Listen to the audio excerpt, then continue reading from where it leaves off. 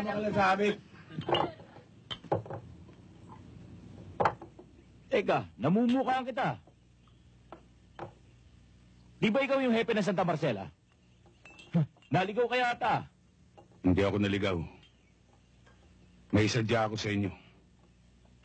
At marahil, alam niyo na kung ano yun. Ba, hindi namin alam yun. Hindi naman kami manghuhula ah. Ganon. Lilinawin ko.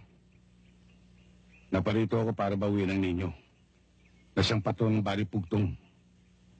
Gusto nilang maibalik ito sa kanila. Hindi dahil sa taglay nitong hiyas at ginto. Hindi naging bahagi na ito ng kanilang pananampalataya sa maraming henerasyon. Hindi naman namin kinuha ang pananampalataya. Ginto lang, garing, at hiyas ang sa amin. Ang lakas naman ng loob mo, hepe. Dumayo ka pa rito na nag-iisa. Hindi ako nag-iisa. May kasama akong 3.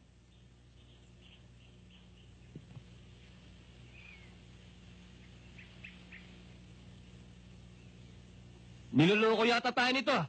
Oo nga eh. Hindi ko kayo niloloko. Ito nga isa. Ito pa yung 2.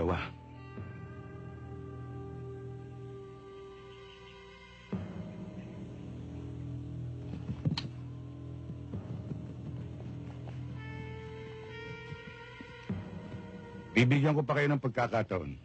Ano? Kami pa bibigyan mo ng pagkakataon? Hepe, nasa bakuran ka namin. Gusto mo itumba ka namin ngayon? Umalis na muna kayo.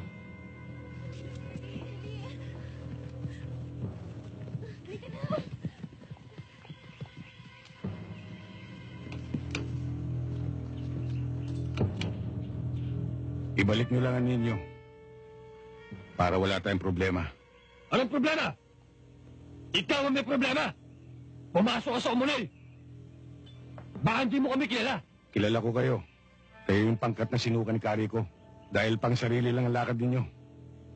Kinakasangkapan nyo lang inyong simulain para mangurakot, magulumbat at pumatay ng tao ng walang dahilan. Ang daming pagsasat!